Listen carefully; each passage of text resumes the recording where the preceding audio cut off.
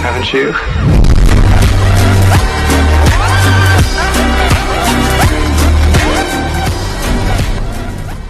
Welcome back, guys, to another video. This is my first Halloween video, and I'd like to react to some horror stories, so I picked the best ones. So anyways, let's get into the video. Okay, guys, for the first horror story, we have the trick or treat horror story, so let's get into the video.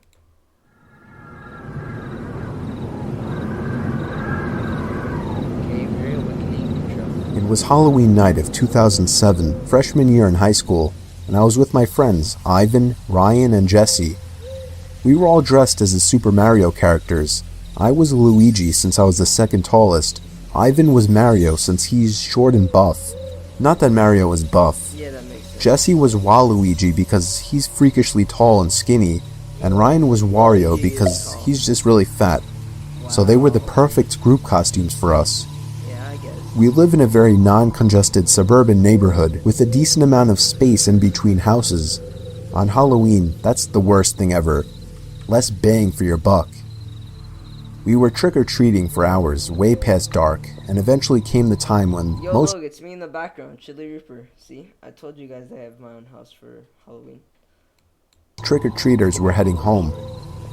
My feet started to hurt, and I had to constantly switch arms for holding the now 10-pound pillow sack of candy, but we For real, that always happens every time. Like holding the candy bag when you have it really full, it just gets so heavy that you have to keep on switching. planned on going until our bags were completely full. A lot of the houses by now weren't answering anymore. It was probably past their cutoff time for giving candy to trick-or-treaters. Approaching our next house, we saw a purple bucket on the stoop, which was the best feeling ever. I was Yo, the one wait, to get. guys, We saw you a guys see purple that? Look bucket at on the this stoop, window. Look at this window right here. which was the best feeling ever. What the? I was the one to get close enough to realize it was empty, which was the worst feeling ever. I turned around when I heard a knock at the window of the house. We all looked at the window. Couldn't see anyone, but heard someone call out, "Wait." Why would you trust that dude? The door opened and an older man, late 40s, already balding, stepped outside. They could take He it. told us to come inside so he can get us some more candy. I said we could just wait out here. He responded saying something along the lines of, "Nonsense, come on in, we'll get you your candy." What? Ivan stepped in and said, "It's alright. Come on, Dan, let's go." Yes. I told the guy to take care and apologized. He just stood there watching as we walked off, not saying anything. I felt bad, but at the same time, that guy seemed like a creeper, and I figured I just dodged a bullet not going in there. If the story ended there, it wouldn't be scary, so of course, it didn't end there. We skipped a few of the guy's neighboring houses just to get further away and continued on with our business. We were walking down close to the nature preserve now, so there weren't many houses around us. At this point, we were now walking back closer to Jesse's house. I noticed Ryan had stopped walking, and I turned around to see what's up. He said he heard someone moving from behind the trees in the preserve. Now, this was before everyone's phones had flashlights, so we couldn't just go searching in the woods for someone. Yeah. Besides, we were just telling Ryan that it must have been a raccoon or something. You may think this is a bit of a cliche, but when things like this happen in real life, you always assume the more logical possibility. It's just natural. Why would we assume we were being followed? I had to put my arm around Ryan's shoulder and nudge him forward. A little ways down the street, me and Ivan picked up on the sound as well. When we all stopped, the sounds of the footsteps from beyond the trees stopped as well. Ivan yelled at the obvious stalker to go away, or we would beat the shit out of them. I knew he was just bluffing, though. I could hear the nervousness in his voice. The snap of a twig from beyond the trees triggered a fight-or-flight response in all of us. Me, Jesse, and Ryan all ran for it. Of course. Ivan was at first charging to attack, but he quickly followed after realizing we had all taken off. I would have helped. We ran down the dark street, and we all noticed the sounds of at least 2 or 3 pairs of footsteps crushing the twigs and leaves in the woods.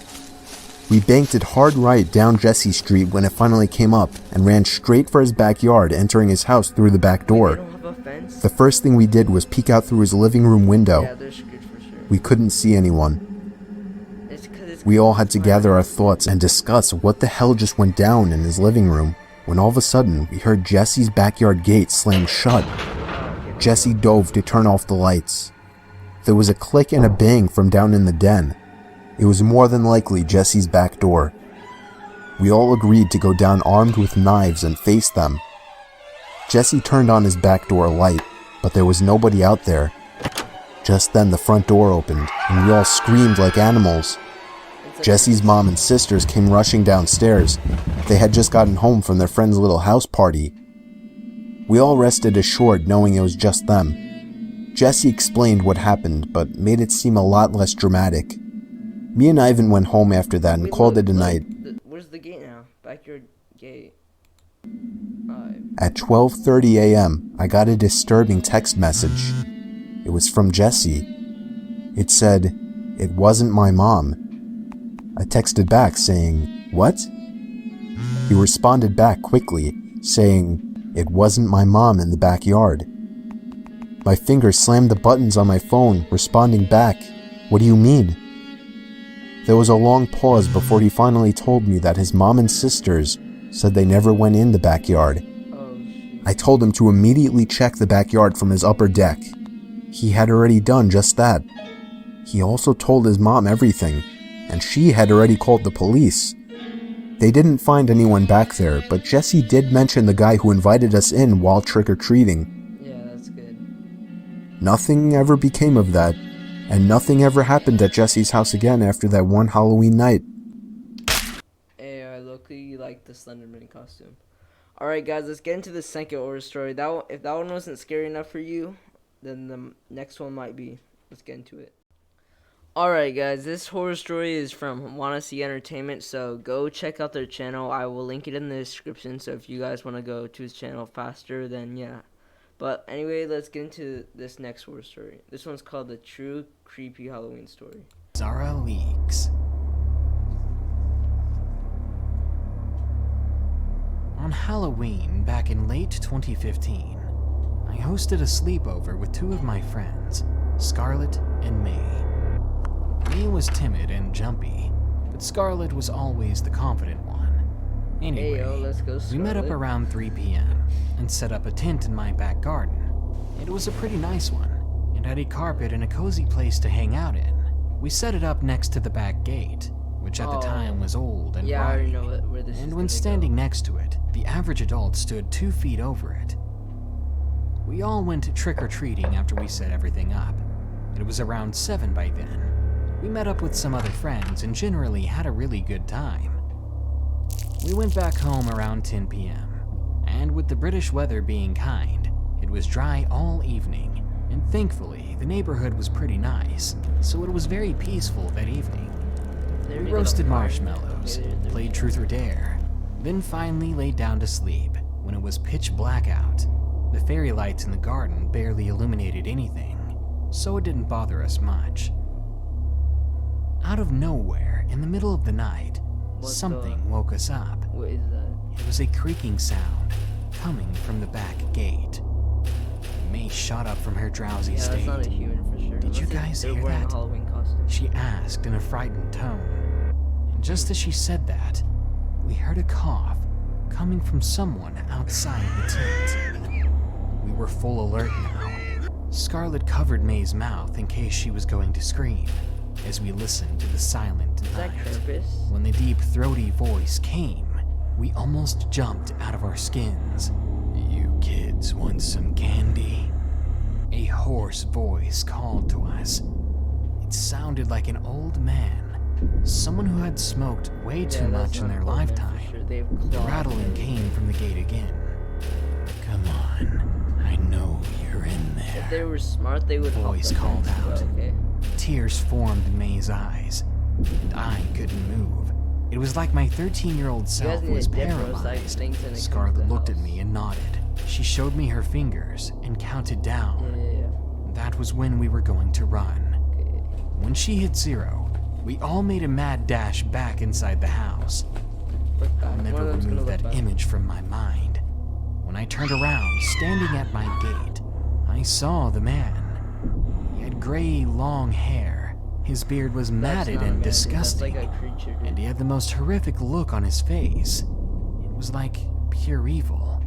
He looked hungry, but not like a person, but more like a starving predator, as if he wanted to harm us that very moment. The bolt on the gate, luckily, was across, and as he tried, he couldn't get in. But behind those bars on top of my gate, I saw something gleaming in his hand. A butcher knife. There was no mistaking it.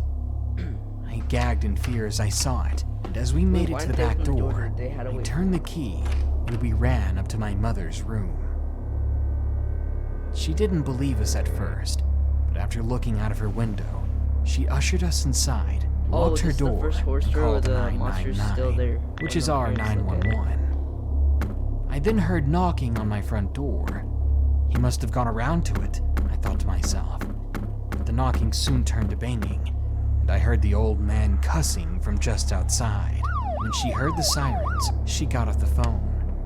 Then I heard a single curse coming from the man before he stomped away.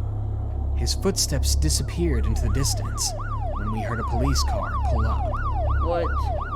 They never saw the man, therefore they never caught him. They didn't find him even after we gave all our statements. Of course. That quickly ruined our Halloween, and we all slept in the living room It's gonna after be at the that. window, it's gonna be at Or the rather, we Yeah. pretended to sleep.